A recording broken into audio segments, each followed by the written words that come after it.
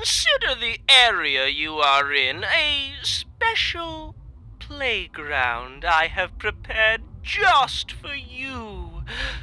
Please try and keep me amused, and do not disappoint me by dying too soon. I so want to enjoy this. Code Veronica. Where do I even start? I guess I should start by saying exactly what to expect from this review so I don't waste your time. Resident Evil Code Veronica is a game that I 100% understand why it is considered a favorite, in particular among fans who prefer the old school approach that the franchise used to favor back in its infancy. That being said, while I am one of those whose entry point to the series dates all the way back to when this system was still implemented, even though not exactly from the beginning, Code Veronica is by far the game I'm most late to the party for. The first time I ever completed this game was around this time last year. I felt the need to point that out because if you happen to be someone who holds Code Veronica on a pedestal, this should provide some necessary context as to why I'm going to say what I'm about to say. As of this recording, over the course of the last 12 months, I've beaten Code Veronica approximately 6 times. Once last year when I bought it, and 5 more times in the last few weeks for the sake of this review. And I'm glad I did, because Code Veronica has some oddities that simply cannot be condensed and explored into just a single playthrough, with or without a guide. There's a hell of a lot to unpack here, so if you're here for the long ride, now is a good time to pause the video, grab a snack, maybe a warm cup of coffee, or an ice-cold refreshment if that's more your style. I'll give you a second to pause. Okay, I hope you're ready, because here we go. Before we start though, if you like what you see, do me a small favor by doing yourself a small favor. Like the video, subscribe, ring the bell, and enjoy the ride. First of all, let's make one thing absolutely clear. We need to address a misconception that simply needs to die. Resident Evil Code Veronica is not the real Resident Evil 3, no matter how many times people like to claim that it is. This claim is hands down the second most obnoxious thing I keep reading and hearing about online. It's almost up there with the incessantly endless bullshit about what makes a true survival horror game. If we're all old enough to have lived through the old school survival horror games and still cannot separate our opinions and experiences from the reality of the industry, that reality being that the industry moved on from that archaic definition of the genre and what it once used to be, then all of these claims should stay where they belong, in the 90s. Neither Code Veronica nor the Resident Evil 3 we ended up getting were planned to be the official Resident Evil 3. Both of these titles began life as a spin-off game. Resident Evil Code Veronica was a spin-off title planned exclusively for the Dreamcast after Resident Evil 2 failed to get a port to the Sega Saturn, whereas Resident Evil 3 Nemesis started as a spin-off project that we now know as Resident Evil 1.9, initially intended to be a prequel to Resi 2, focusing on completely new characters, mainly 3 Umbrella mercenaries and the Nemesis. After some changes over the course of the development, the devs decided that one of their spin-off projects should get promoted to mainline status and get the care and attention that was necessary. As a result of this, Jill Valentine, who was planned to be the star of Code Veronica, ended up getting transferred over to Resident Evil 3 Nemesis because they wanted a returning protagonist. And since Claire Redfield had already escaped Raccoon City by the end of Resident Evil 2, of the 2 established female protagonists, Jill was the only logical candidate. The ending of Resident Evil 2 was rewritten to hint that Claire would return soon, and to fulfill that promise, the developers went on to give her the leading role in Code Veronica. And despite popular belief that the number 3 got slapped on the title because Sony wanted it to be as such, even if there may be some truth to it, the plan was always to keep the entries on PlayStation as the official numbered titles regardless. Just because the Resident Evil 3 we ended up getting began life as a spin-off title, that doesn't suddenly elevate Code Veronica to mainline status out of the blue. It simply means that they were both spin-offs, and that one spin-off got luckier than the other. And since there's no number 3 anywhere to be seen on the title screen or the box art of Code Veronica, we can stop lying to ourselves now. Now, in regards as to whether Code Veronica should have been a mainline game, the answer is, maybe.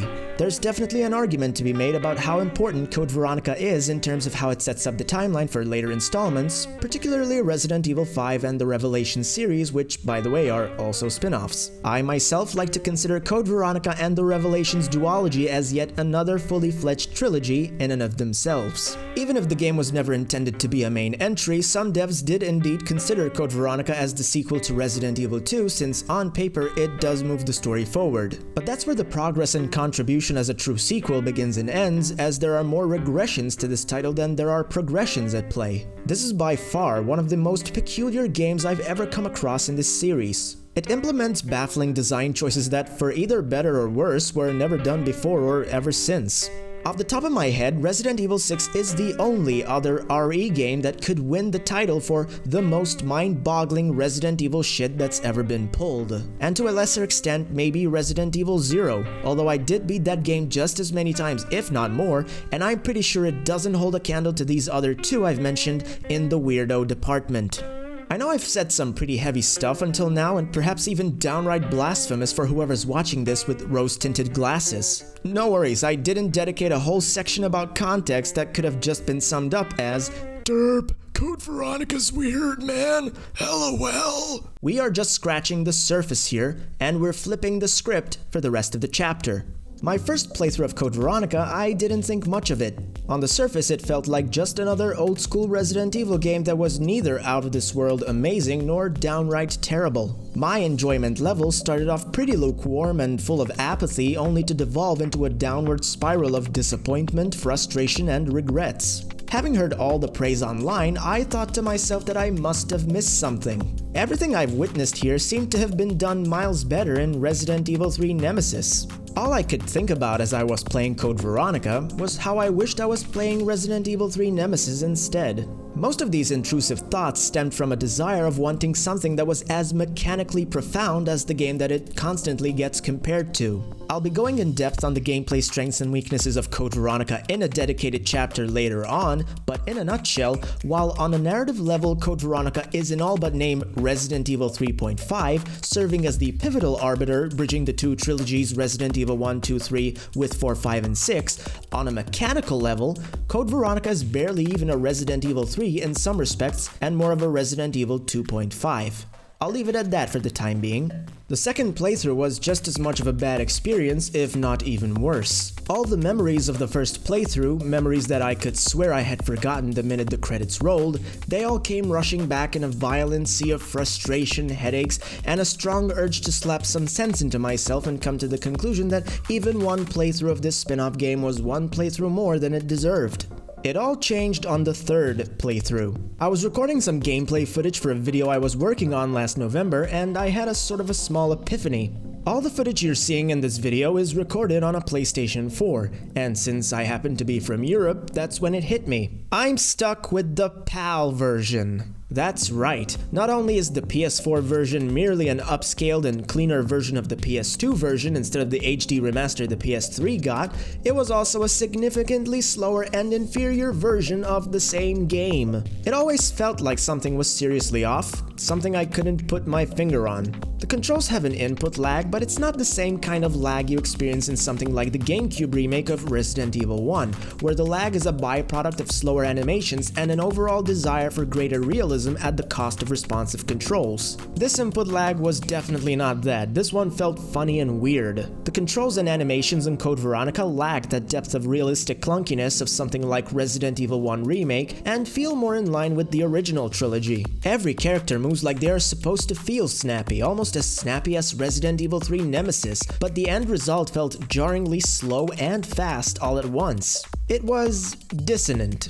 From a technical level, the PAL version almost single-handedly destroyed every ounce of enjoyment I could absorb from an artistic level. Unfortunately, the PAL version runs about 20% slower than it is supposed to, and that's what makes it so bizarre to play. At the bare minimum, they could have at least bothered to fix this one thing. What's even worse is that, as if it wasn't bad enough that the game felt as slow as a dog's perception of time, the in-game timer actually does not account for the slower refresh rate and instead treats the game as if it it's still running at 30 frames per second. As if sitting through longer and slower door loading screens wasn't enough, which even at the normal speed, some of these doors take longer than usual thanks to this new heartbeat gimmick sound effect that they added to some of the loading screens.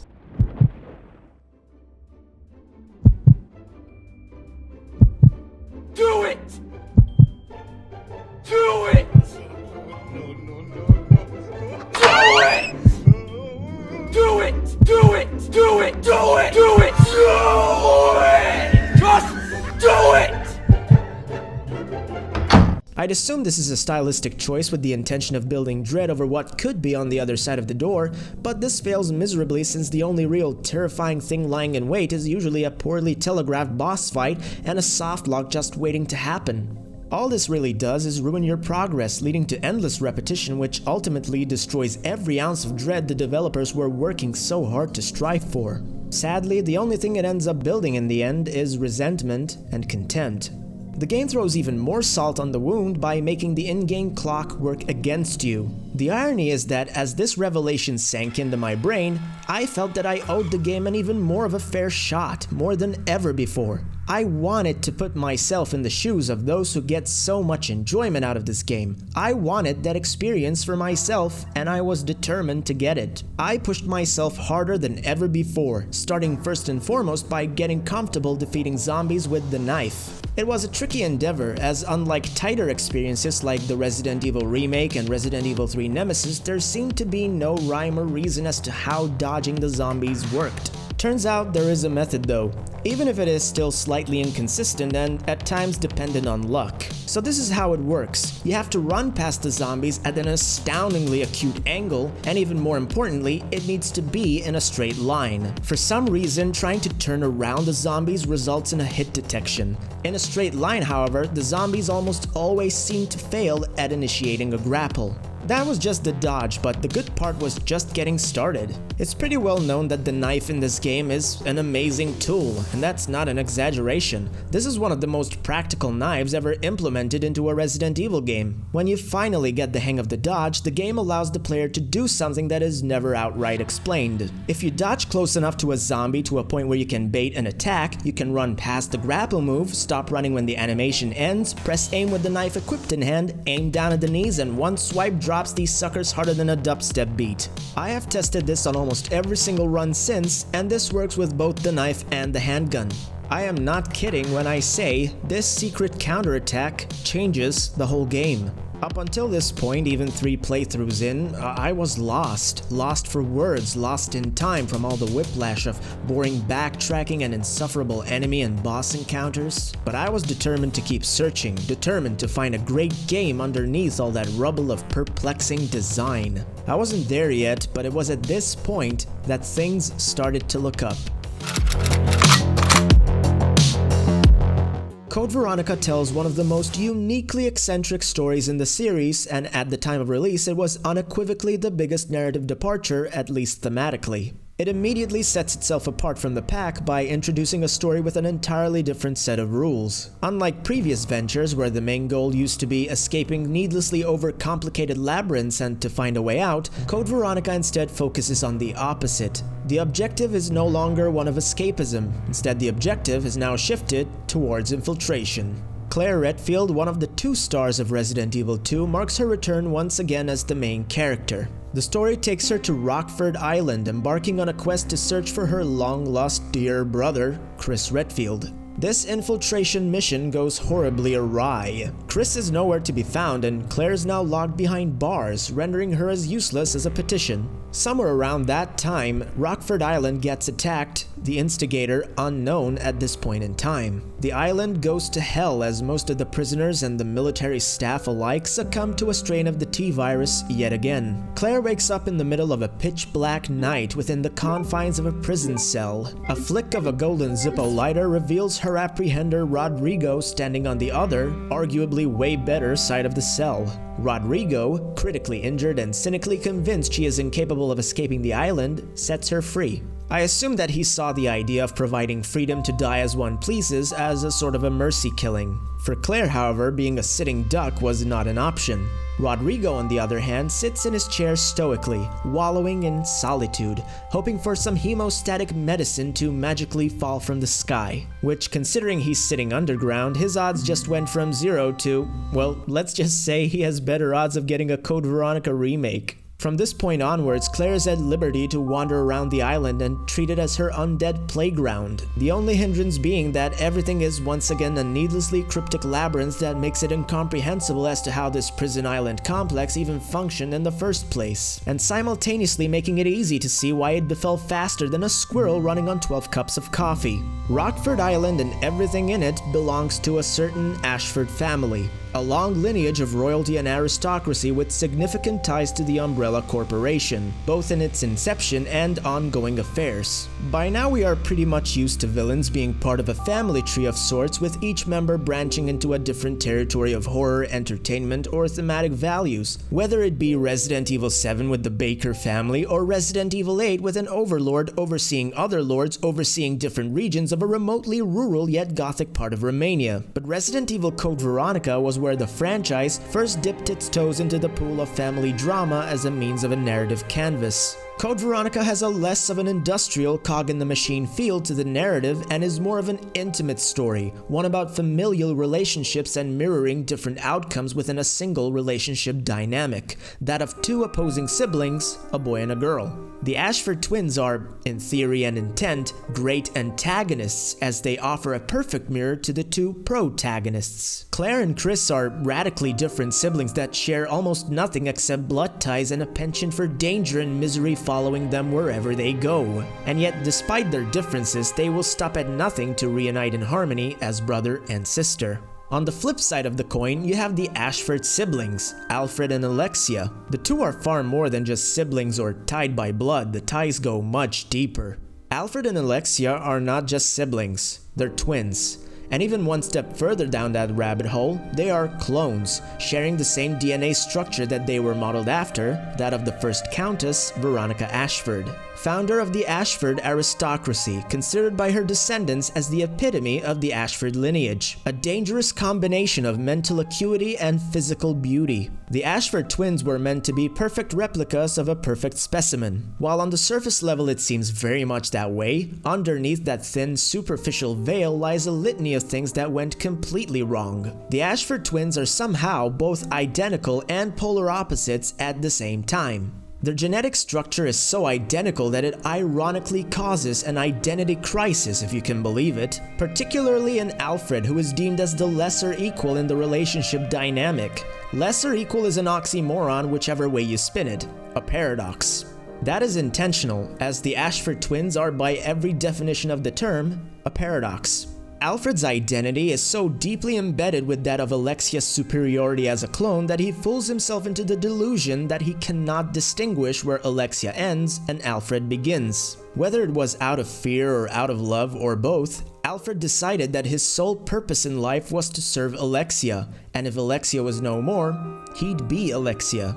Even if deep down he probably knew he was lying to himself. There is an existential crisis so heavy and unbearable residing deep within Alfred's soul that even for a character this obnoxious, I can't help but feel sorry for him. What is someone even supposed to do with the knowledge that they will never amount to anything and that they are by default meaningless? This existential conflict residing within feels reminiscent of that conflict between Solid and Liquid Snake from the Metal Gear series. In Code Veronica, however, this theme is hidden far below the surface and yet ironically does nothing clever with the idea. There's no rivalry between the siblings like in MGS, the existential themes are not at the forefront at all, and there is no poignant tragedy and there's no message, no substance. There's no irony to the inferiority complex like with Liquid Snake, who spent his life obsessed over the idea that he's the inferior clone who would stop at nothing to show his superior brother that he can best him, only to then see the irony of it all, that he was indeed the superior twin and clone all along and still ended up losing. I'm pointing that out because in Metal Gear Solid, these kind of themes exist for a reason. In Code Veronica though, these themes feel like arbitrary dressing, expendable. Intriguing on a conceptual level, but distasteful in execution. Alfred's inferiority complex paired with his unhealthy obsession with his twin sister would go on to impact his mental psyche, to a point where in his twin sister's absence, Alfred copes with the loss by impersonating her. Even in her absence, Alfred feels unworthy of carving his own identity. These mishaps in the cloning process not only offer an astonishing contrast between the sibling dynamics of Alfred and Alexia to those of Claire and Chris, they offer a level of subtext that up to this point was unprecedented for a Resident Evil game. The contrast not only lies in the outcome of the two pairs of siblings within their character arcs, but also lies within the depth of the two pairs in the overarching narrative. There's enough disturbing implications here that if it wasn't for such tastelessness in the execution, could have classified as borderline psychological horror. In conclusion, the two pairs of brothers and sisters are inversely proportional when it comes to narrative and character depth. At face value, the villains look bland and uninteresting, only to have a whole iceberg of character complexity lying underneath, whereas the Redfield siblings look far more interesting in comparison, but as per the tradition with most Resident Evil protagonists, amount to nothing but paper-thin characterization.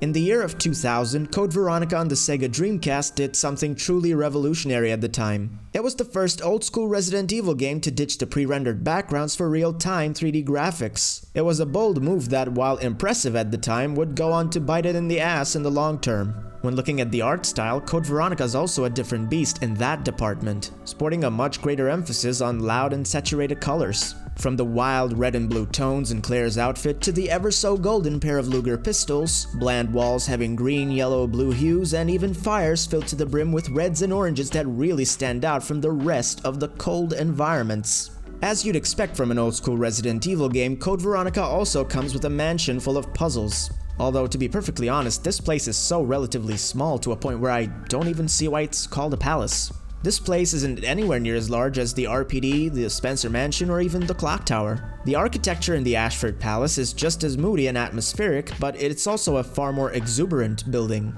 What really sets this place apart is how it blends gothic horror with bright and vivid colors. The chaotic conflict between the aristocratic flamboyancy and the skeletons the Ashfords keep in their closets is on full display here. The palace and the secret house on the hill are easily the most interesting and intricately detailed levels in the whole game. Sadly, that's where the praise ends, as it's all downhill from here. Due to the limited hardware for that console generation, pulling off a fully 3D environment required sacrifices to be made. You'll quickly notice that Code Veronica isn't exactly brimming with clutter and environmental storytelling as its pre-rendered counterparts used to be. Almost every other location that isn't the Ashford Palace looks bland and boring, and would look even more bland and boring if it wasn't for the loud hues and color grading that's plastered all over what would otherwise be industrial and vapid gray. Fortunately, there's one saving grace. As I got more and more familiar with Code Veronica's mechanics, I picked up a few tricks along the way. There's one trick in the game that not offers only mere practicality but also aesthetic value to boot.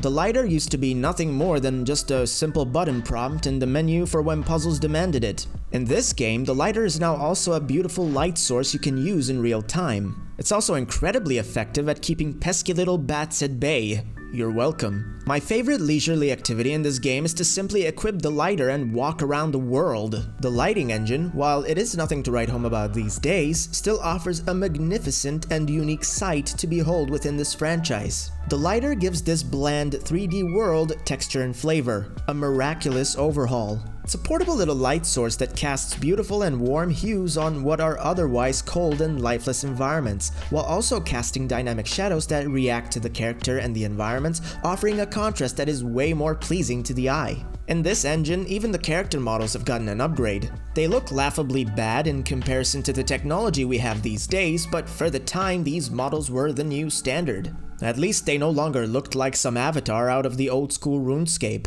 They also have these individual fingers now instead of the blocky hands from before. You'd be surprised, but back then this was innovative. I'm speaking from first-hand experience. When I saw the same upgrade from Tomb Raider 5 to Tomb Raider 6, I must have lost my jaw somewhere. The character models have 3 different designs for 3 different purposes. During actual gameplay, these character models don't look that well detailed. They come across as very simplistic and quite cartoony in comparison. The real-time cutscenes, however, they offer a drastically improved design with far more intricate facial expressions and detail, and this is by far, in my opinion, the superior depiction overall. You can especially notice Claire and Chris's character models looking infinitely better here than they do during gameplay or even FMV cutscenes, thanks to the upscaling and better sharpness and clarity. And since we're on the topic of the FMV cutscenes, this is where usually most of the bombastic and epic cutscenes tend to happen. I'm sure back then these FMV cutscenes used to look amazing. I mean, every game back then used to be like that, but when the games get remastered these days, or just upscaled in general, the FMV cutscenes tend to really suffer, and Code Veronica is no different in that regard. By today's standards, these FMVs look like the graphical equivalent of a glass of expired milk out in the desert. The overall picture quality is really diminished and blurry when compared to the rest of the game, and this is also where the character models look at their worst. That being said, looking back, we had no idea as to how realistically detailed character models would end up looking nowadays. We had no reference. These character models from the 6th generation of consoles were plasticky, overly shiny, and looking simplistic like a mannequin.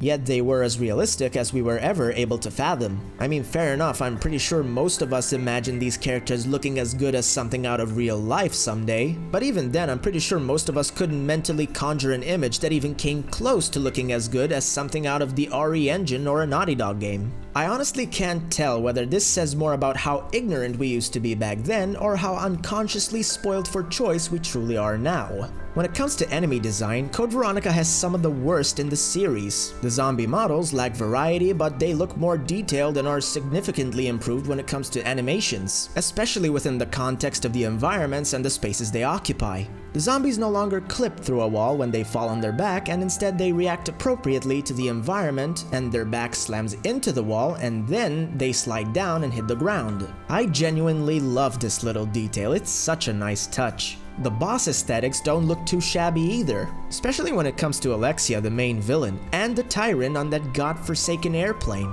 Although I am strictly referring to their appearance and not their gameplay mechanics, which I'll get into in the next chapter. Other enemies like the hunters, spiders, and the zombie dogs look about the same as usual, pretty decent. Some enemies though are a complete abomination, and I don't mean that as a compliment. For example, this giant blob that's emitting electricity in the water looks vacuous.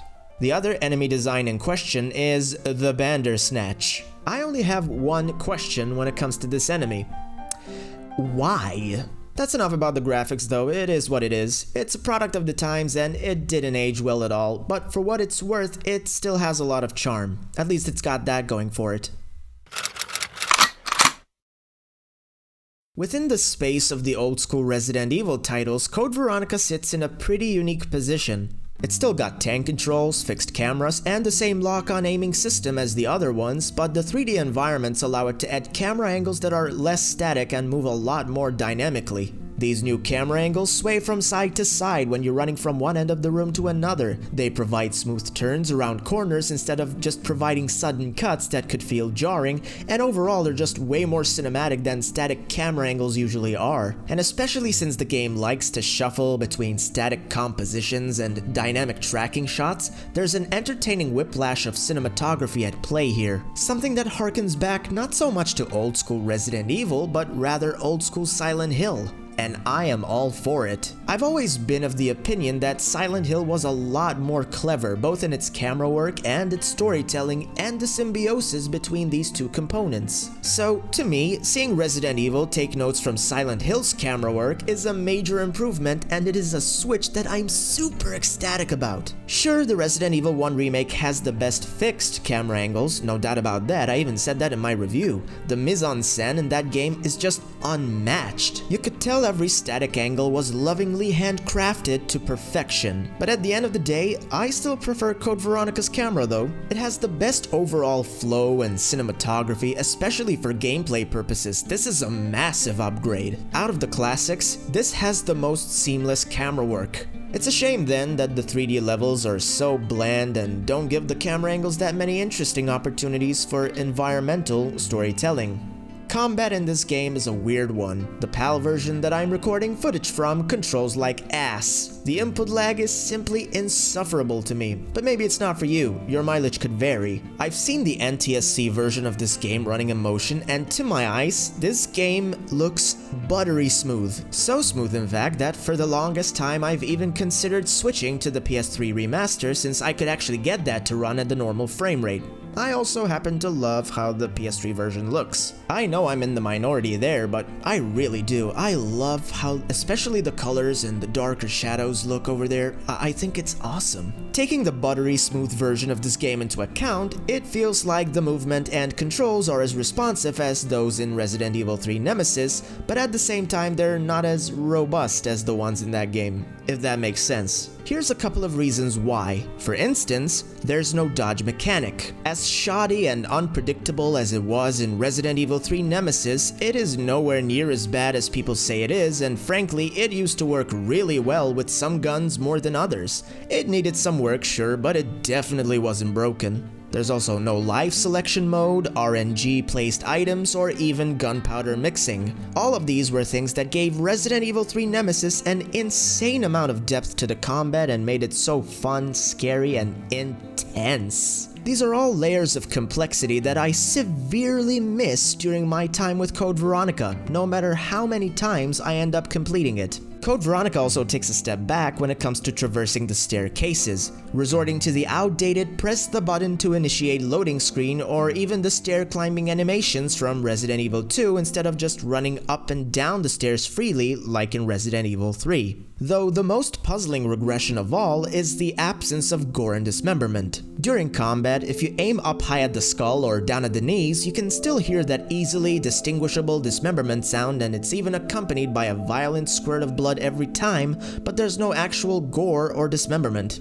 And now that I think about it, this is just one of the many ways Code Veronica feels like it is trying to cater to younger players. This isn't the only RE game that I feel is trying to do such a thing, but this game in particular feels less of a horror game and more like a Scooby-Doo type of adventure with some dark subtext for adults to enjoy. Perhaps it was a deliberate choice by the developers to cater to the Sega Dreamcast audience? I wouldn't know, I never owned one. But I do suspect that played a pretty big role judging from the tone and the direction this game went for. Now I'm pretty sure some younger folks who got their first taste of the series with this game first probably wish they wore brown pants when some of the scenes played out for sure, but when I look at this game as part of the franchise and not in a vacuum, this has to be the least scary Resident Evil game for me. I never get why people give Resident Evil 4 the bad rep for when the series went full action, when you have Code Veronica a whole 5 years prior to that feeling as silly as some anime going apeshit with the akimbo guns and mindless action scenes that are straight out of some Tomb Raider game. There's so much frivolity, so much absurdity to this game's action set pieces that no amount of old school mechanics like fixed cameras, tank controls, or even ammo conservation can actually redeem the horror part within the survival horror category I feel it is constantly mislabeled as. If there's ever been a game that proves that some genres aren't really defined by mechanics but rather by the tone and the feel that they establish, Code Veronica's a standout example for the survival horror genre. Sure, it plays like one, it looks like one, but it does not feel like one. Whenever the term identity crisis gets thrown around, it is usually flung in Resident Evil 6's direction, but I'd argue that Code Veronica feels just as lost. While it is not a hodgepodge of many things thrown at the wall to see what sticks, it is however a game fighting a tug of war. It's almost like a Ludo narrative dissonance, but it's far more of a tonal inconsistency than it is a narrative one. During cutscenes, it wants to be every late 90s and early 2000s movie that chased the trend, a fad of wielding dual guns under the sun. From the get-go, the second that opening cutscene fires up, the game immediately sets the tone of an action spy movie. And with that nugget of information, I'm sure then it's gonna be quite the shocker when I tell you the game also concludes with the same tone of an action spy movie. And it's totally not the one you're thinking of, and it's absolutely positively definitely not the one starring somebody whose last name rhymes with Bruise. Between those two endpoints, however, lies a game that as much as it wants to be slow, methodical, and spooky, it also wants to give you dual guns, go fucking nuts, and shoot at everything and nothing all at once. The game throws an obnoxious amount of enemies at you, but what's even more surprising is just how many supplies the game gives you. Now, unless you have some eidetic or photographic memory, there's no chance in hell that you're gonna end up with an overabundance of ammo and health pickups on your first and blind playthrough. It's just not how the game's designed. But it is truly something impressive how quickly the tables turn once the muscle memory synapses start to fire up and you'll start maneuvering the map with so much ease and ending up with so many bullets, enough to turn a shadow of a colossus into a goddamn colander. My first few runs I felt like I barely survived by the skin of my teeth. On my last few runs though, I thought I was playing on Hollywood difficulty or something. Once you get a great grasp and understanding of the map layout and which enemies are weak to what, you will have enough ammo left by the end of this game to finish Resident Evil 5. This is by far the largest quantity of ammunition an old school Resident Evil game will throw at you. So if this game is so chock full of supplies, why is this game then so infamous for item scarcity and an unforgiving difficulty, you ask? And that's a really good question. Code Veronica is not inherently difficult by design, it's inherently difficult by the lack of it. The game's an exercise in bloat and excess, a tightrope stretched beyond its absolute limits at both ends, both extremely different ends. One end is that of absolutely stellar and maze-like level design and puzzle layouts. The other end consists of fluff and artificial padding like backtracking and soft locks that squeeze every last drop of immersive gameplay dry. While none of the puzzles ever come close to the complexity and abstract thinking required for the water puzzle in Resident Evil 3 Nemesis, Code Veronica instead decides on complexity through sheer quantity. Each puzzle is broken down into smaller puzzles that are broken down into even further smaller puzzles. In theory, this should have been a commendable strategy. It requires a lot of brain activity to not only think a dozen steps ahead like a grandmaster in chess, but to also need to think in other dimensions such as memorizing pathways within such a meticulous Metroidvania map design and the amount of free inventory slots required as you venture back and forth. It is more of a three-dimensional chess thought process than a two-dimensional one. But also like three-dimensional chess, it is actually far less complicated than it pretends to be. It's more of an arbitrary challenge of short-term memory retrieval than it is a form of deep thinking. For example, if you suffer from ADHD like I and millions of others do, you'll know that short-term memory is not exactly our forte, but it's also out of our control, and that says nothing about each and every one of us about our intellectual capabilities. However, what it does say is just how much pointless bullshit each and every one of us is able to put up with. And since I happen to be that somebody who's even given a game like Baldur the Guardian Owls more than a fair shake on this channel and now this, I'd say I'm more than up for the task. In a nutshell, Code Veronica is an ADHD person's worst nightmare. The puzzles in and of themselves aren't stimulating enough to require any thought beyond the one time you figure them out, as the answer was obvious all along, and the game even sucks the fun out of it by acknowledging the fact that it needs to pad out the length of these puzzles by splitting them into needless and excessive chunks, fragmenting the experience and shattering the illusion of fun after the endless backtracking that comes as a byproduct of these choices. There is one redeeming quality, however, and that is the fact that it is truly remarkable how cohesive the experience becomes after so much trial and error.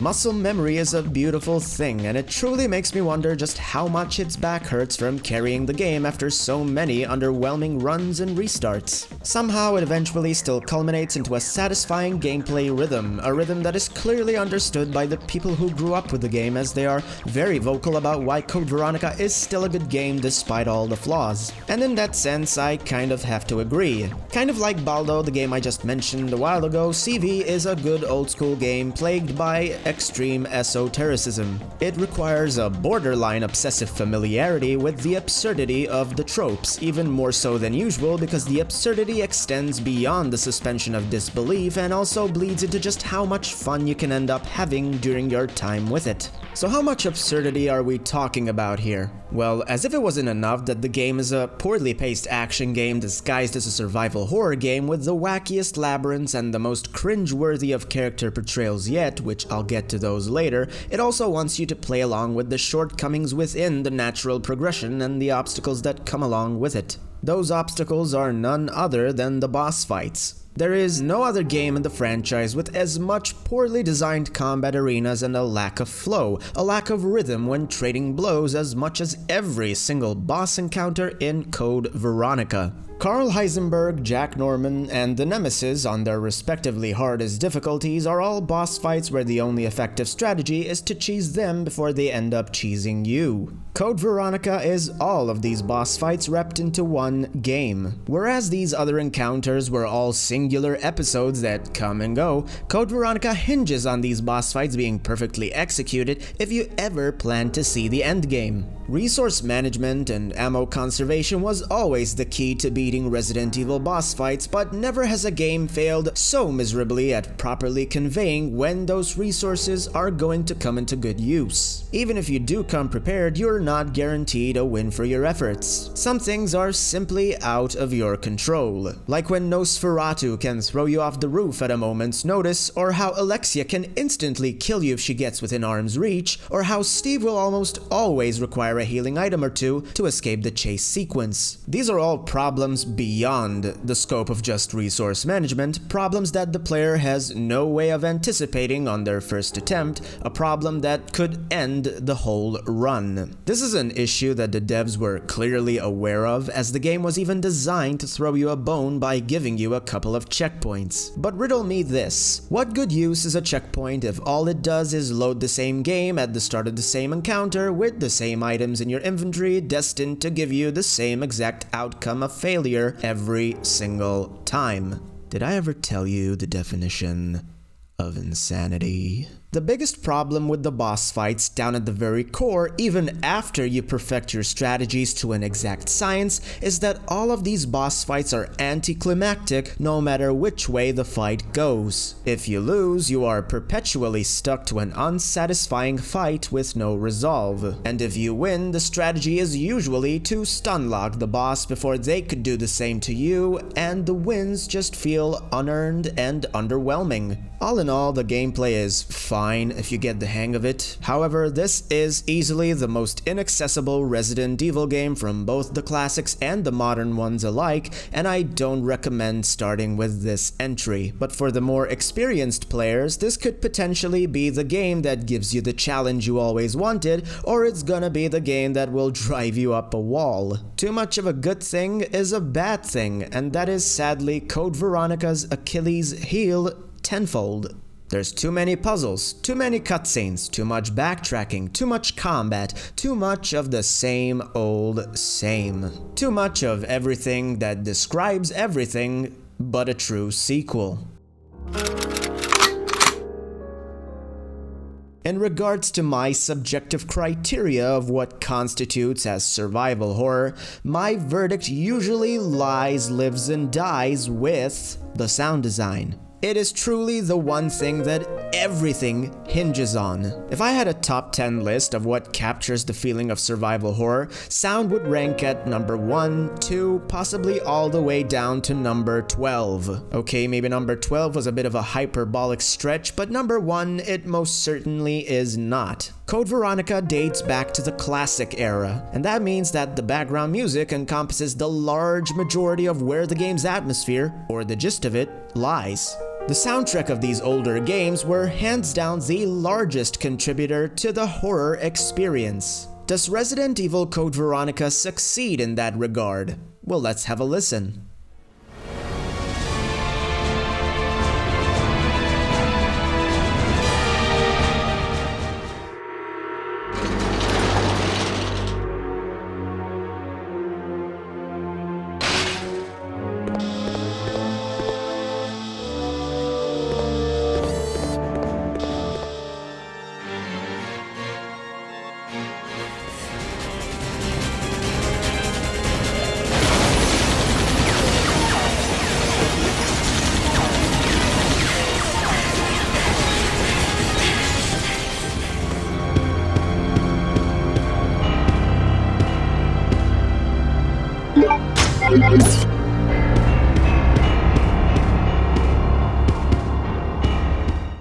I probably have a weird take on the soundtrack, so bear with me here. This soundtrack is beautiful. When isolated from the bland visuals and the voice acting, which we'll get to later, this music can be phenomenal at times. It is fun to listen to, but whether if it's listening to it in a vacuum or listening to it as part of the overall gaming experience in junction with the visuals and the rest of the sound design, at no point does it really tick the survival horror box for me. Although at times, ironically, it ticks the psychological horror box. Sure, you've got some little traces of that survival horror feeling, like the typical low and sinister piano notes you'll find throughout the entirety of the franchise, but that one characteristic alone isn't always implemented with horror in mind. For example, Resident Evil 5 also has these bassy and low notes, but they're used in a way to create a different kind of intensity, one you are most certainly familiar with by now, whether you know it or not. By the end of the 2000s, the movie Inception changed everything about how trailers were made with just one music track. More specifically, one sound effect. This one. This droning, thudding sound effect comes from Zach Hemsey's Mind Heist and has inspired countless blockbuster films to punctuate their trailers with a similar or even identical sound effect for over a decade. The impact it had on movies and video games advertising was mind-numbingly, stupidly astronomical. And the reason why is simple. It's because it works. It may be awfully generic at this point, but there's no denying how a simple droning thud can send chills and cause goosebumps. It's a simple yet effective hyping mechanism, and every action film and action game would go on to exploit it. Using Resident Evil 5 again as an example, it released in 2009 right when this cultural shift in the action genre was happening in both facets of the creative media, whether it be video games or movies. It's got plenty of traces of this droning sound, especially if you listen to one of its music tracks called Sad But True. The reason I'm bringing all of this up is because the bassy piano notes in Code Veronica feel like a subdued version of that droning thud sound in Resident Evil 5, evoking that same feeling of action rather than horror. Throughout the entire game, I couldn't help but feel like Code Veronica's music was a warning, a prelude of the upcoming shift towards the all-out action and spectacle that was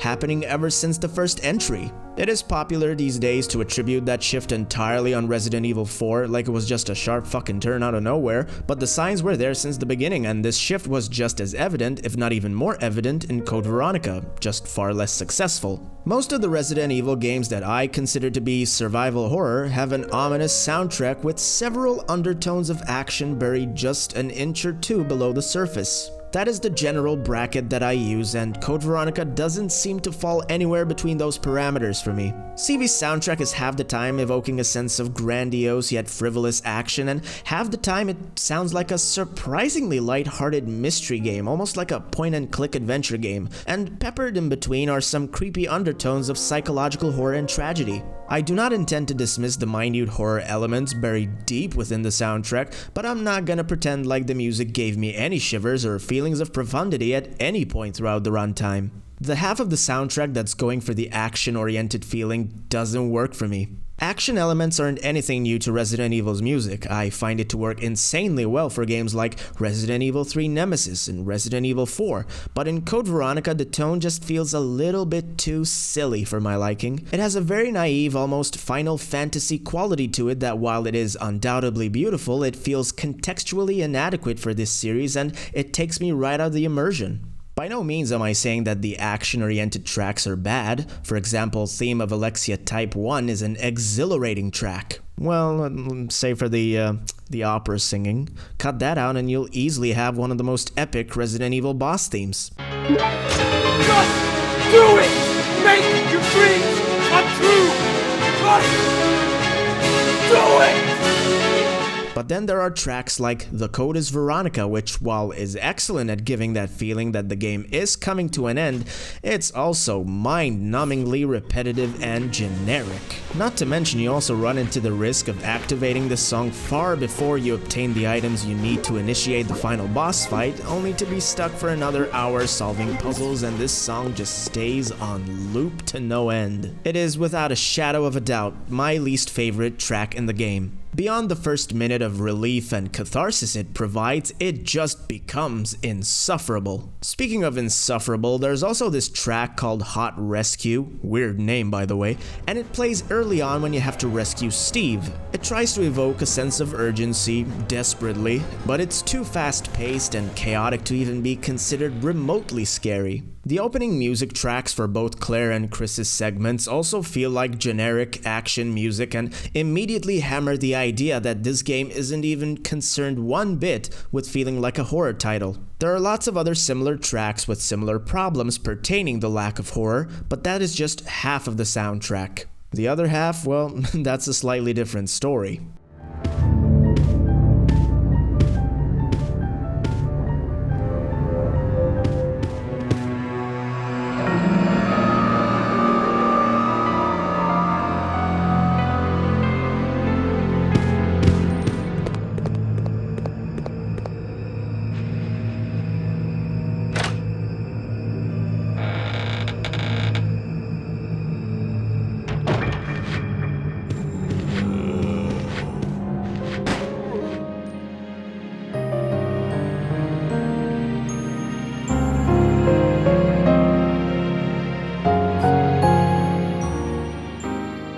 So stupid.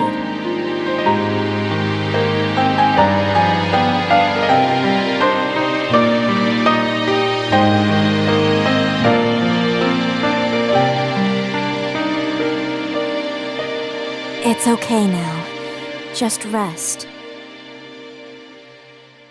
With music that is this impeccable, it's no wonder why people who grew up with the game have so much nostalgia for it. You should never underestimate the power of a soundtrack. It both elevates and alleviates the overall experience. An incredible piece of music accompanying a troubling experience will almost always peel away the frustration, and in retrospect, the memory that's left is a beautiful one, far more beautiful than it seemed at the time. If this is the lasting impact this game's soundtrack could leave on me at this point in my life, imagine the long-lasting effect it could have had on me when I was younger. This half of the soundtrack is an unbelievable joy to listen to.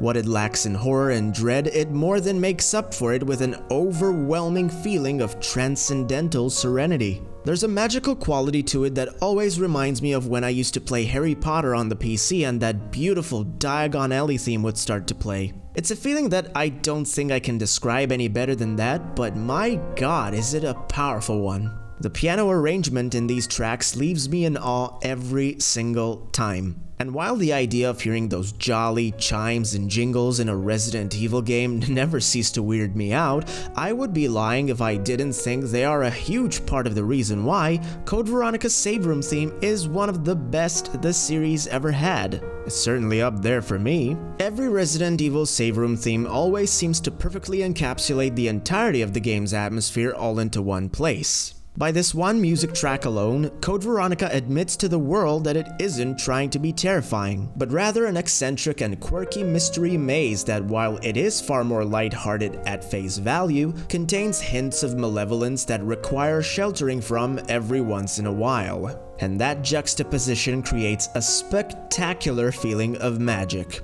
even if it's just for a moment. Basically, diegetic sound consists of sounds that belong within the world a particular game is trying to establish. In a way, it's part of the world building and the atmosphere the game's trying to convey through a character or multiple characters' point of view, helping to sell the fiction to the player. Let's start off with the weapon sound effects, since this is beyond a doubt one of the most frequent sounds you'll ever hear in the game.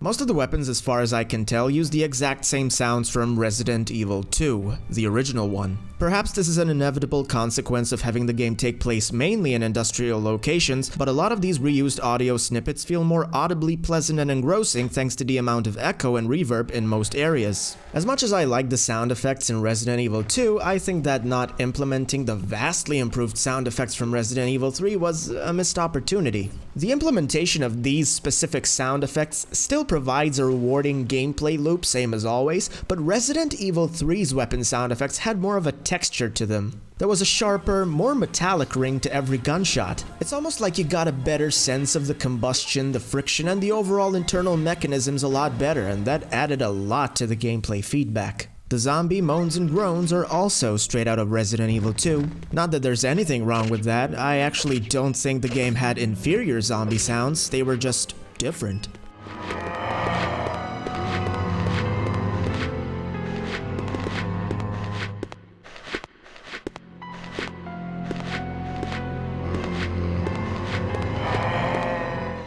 Resi 2's zombie moans gave off the impression that deep down in that undead brain, the elevator doesn't really go to the top floor, whereas the blood-curdling and gurgling sounds in Resi 3 gave off the impression that the elevator was long gone. In the end, it really just comes down to personal preference. Do I personally prefer it myself? Not really, but I still like it. Unless you're jumping into this game with any fondness for Resident Evil 3, it's not gonna be an issue though. That being said, as you can see from all the comparisons I'm making to that game, it's pretty evident that I personally had a problem with it. Now, to be fair, this isn't really a big problem, but let's just say there was this gnawing feeling throughout the whole playthrough that kept reminding me of all the downgrades. Maybe you'll feel the same, maybe you won't. Moving on. Usually with horror franchises I like to talk a little bit about footstep sounds because they are so important to the atmosphere, but I don't really have much to say about it in this particular one. Most of the time, the footsteps get repetitive due to the strong emphasis on industrial settings. The heavy industrial motif even extends itself all the way into the game's inventory system. The game transitions between menus and gameplay using a sliding animation and sound effect of a typical Resident Evil lab door. Overall, the footsteps didn't draw any attention to them besides a few instances, like when Claire walks through dark tunnels infested with bats and accompanied by the sound of loud and echoing water droplets, or the booming echoes within the Ashford's main hall, only to have a stark contrast with the muffling carpet sounds in the save room on the upper floor. I also really enjoyed the ambience they added to the basement, which is honestly one of my favorite sections since it's the closest the game ever gets to feeling like a proper survival horror game. But the standout moment to me is when you make it all the way up to the secret mansion behind the Ashford Palace. The uphill trek proudly displays Resident Evil's first trip into a European Gothic setting, and it really sells the immersion when you finally enter that decrepit building. With the lighter equipped in hand, you are greeted by creaking wooden stairs and make your way up to the sound of bat wings flapping around a giant doll statue substituting as a chandelier. That blend of diegetic sound mixed with that swift piano melody mixed with the atmosphere from the lighting and the casting of shadows never gets old. And last but not least, we need to address the dreaded elephant in the room, the voice acting. Forget the graphics that aged poorly, forget the overindulgent puzzles, forget the excessive backtracking, forget the fire extinguisher, and forget pretty much every other softlock, because the voice acting is by far the most poorly executed part of the whole game. I'm sure somebody will disagree, but I'd even go as far as to say that the voice acting is even worse here than it was in the first game. At least that one has lines that stood the test of time. And then on the other hand, Code Veronica gives you this. Redfield! How dare you interfere with my operation? What are you talking about?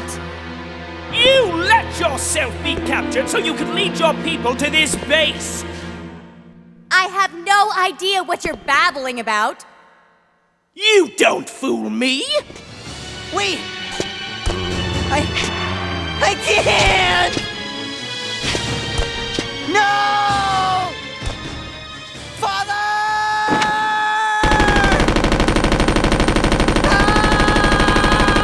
Maybe the real survival horror was the Steves we met along the way. Oh yeah, that felt good. I'm not entirely convinced the voice actors were the real problem here. I mean, if you listen to Wesker, Alfred, or even Steve, you can tell they were having quite some fun with the role. And even though I'm not a fan of the voice acting overall, the real error seems to be the over-theatricality that the game went for. The game was narratively over-ambitious and flew way too close to the sun. It wanted to have the campiest villains yet in what is already a campy B-horror franchise, and it also wanted to have dark undertones of psychological trauma within the characters' backstories. The fundamental problem with this is that there there's only so much camp you can have before any delicate subject matter stops being taken seriously altogether. Resident Evil Village, for example, corrected this exact mistake by saving those psychological elements for House Beneviento, a location completely detached from the villainous over-theatricality in Castle Dimitrescu. And it worked. The only part that doesn't make me want to scratch my eyes out is the final showdown between Wesker and the Redfields. And even though Wesker is one of those villains who feels compelled to do the cringe evil laugh instead of just getting to the fucking point, I found the dialogue exchange between him and Chris to be far more entertaining and of a much higher quality than anything that was shown up to that point. Even when the dialogue didn't really work, Wesker still possessed a level of gravitas that made him feel simultaneously calm and collected yet menacing at all times. This is in part thanks to the new British accent and a now deeper baritone voice that gave this calculated character more eloquence than ever before. As far as the Redfields go, I don't actually have a problem with the way they were handled outside of the modern day context, which is to say the voice acting lacks the depth it needed to hold up to modern day standards, which while I don't think is an invalid criticism, I wouldn't exactly say that it's fair either. This is more of a script writing issue given how even in the newer games, these two characters still don't have much in terms of conflict, interesting characteristics, or any profundity to their choices and actions. In Code Veronica, the rendition of these two siblings is mundanely heroic, but it works. It really is a shame to have to say these things, but the questionable direction the game took with voice acting, dialogue writing, and the nonsensical anime wannabe bullshit and the endless ocean of asinine moments will never cease to baffle me. Resident Evil Code Veronica is a game that could have been something more. In terms of both outcome and legacy, it is a spitting image of a different game that I grew up with, and that game is the underrated Tomb Raider 6: The Angel of Darkness. These two games have more in common than one might think.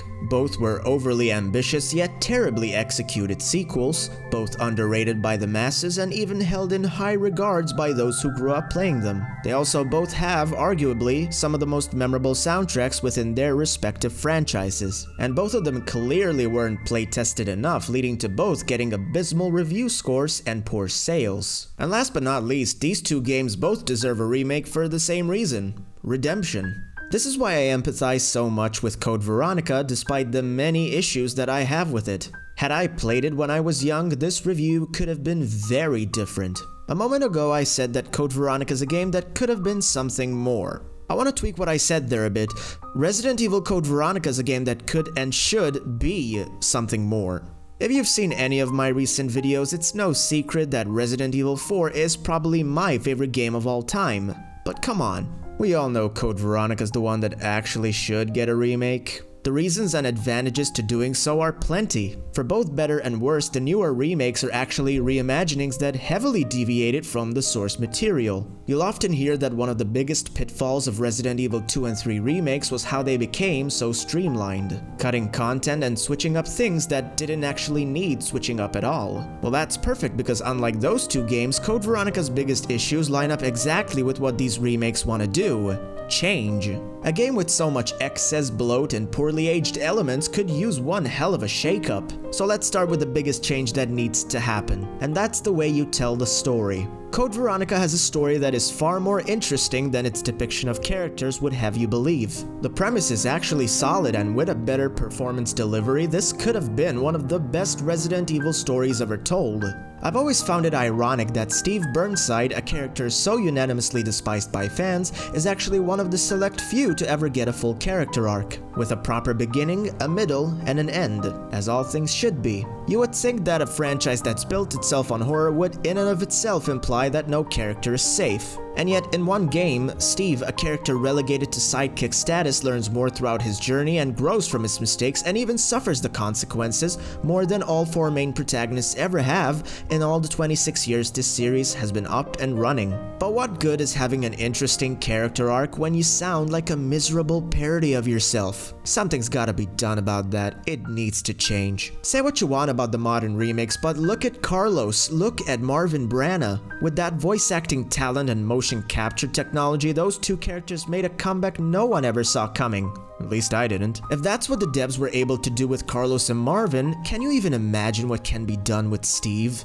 Imagine what can be done with Alfred Ashford. Imagine what can be done with all the other characters. Oftentimes, Code Veronica is considered to be the true sequel to Resident Evil 2. I understand where that's coming from. Even the devs said they wished it was the numbered sequel. I find flaws with that sentiment, and I think it could be framed a lot better than that. There's a colossal difference between wishing it was the true sequel and actually being one. A true sequel should always be the one that brings the innovation. And while Code Veronica indeed took massive leaps such as applying new technology and even introducing a single-player campaign that's twice as long as anything that came before, neither of these leaps did anything to actually enhance the experience provided by prior titles. The doubled length means absolutely nothing when you realize that it's just two normal-sized campaigns stitched together with a poorly implemented zapping system, and the superficiality of shiny graphics quickly loses its appeal, adding nothing that is tangible. The game truly feels like it is Resident Evil 2 Part 2 because it represents nothing beyond a mere extension of what came before,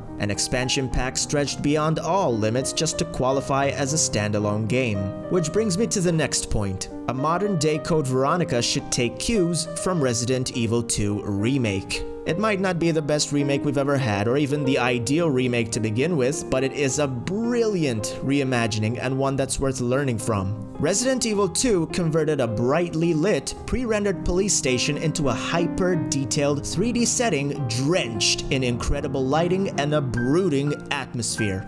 Whether or not Code Veronica retains the Silent Hill-esque camera system or submit itself to the over-the-shoulder gameplay AAA quota, I think either system could make for a breathtaking survival horror reimagining. And speaking of gameplay, that's the final point I want to make before we wrap up this video. If we're going to talk about which gameplay system would be the ideal one for a remake, we need to bring in a different game as a point of reference. This is Tormented Souls, and it is a game that returns to the traditions of old-school survival horror. It's finally out for the PS4, I've even completed it, and it has finally answered the two questions I've had on my mind for so long. Question 1. Should old-school survival horror come back? Question 2. Will three-dimensional graphics ever be as good as pre-rendered backgrounds? The answer to both is yes. Now I know Code Veronica would look stunning with an over-the-shoulder camera. I think the fan-made remake has proven that already. That camera style would lend itself beautifully to boss fights and combat in general. But having completed Tormented Souls, I am honestly conflicted now. I haven't had this much fun solving video game puzzles in almost 20 years. There's a lot left to be explored in this genre, and it needs to come back. Code Veronica's puzzles might not be this cleverly designed, but at the end of the day, this is the Resident Evil game with the most puzzles. And going back to this traditional format of survival horror could be something truly special.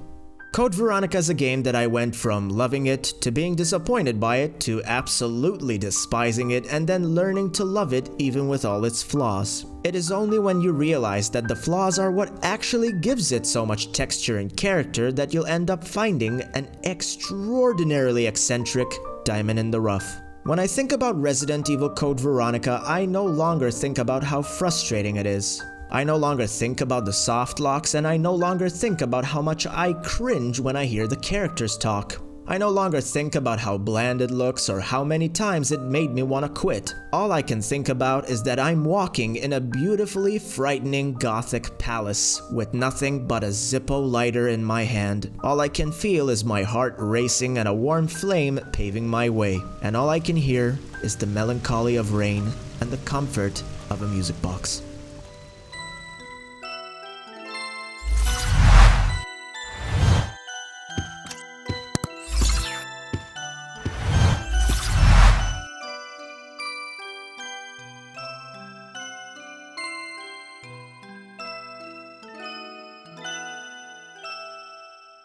And with that, the Raven draws to a conclusion. Thank you so much for watching, and I'll see you next time.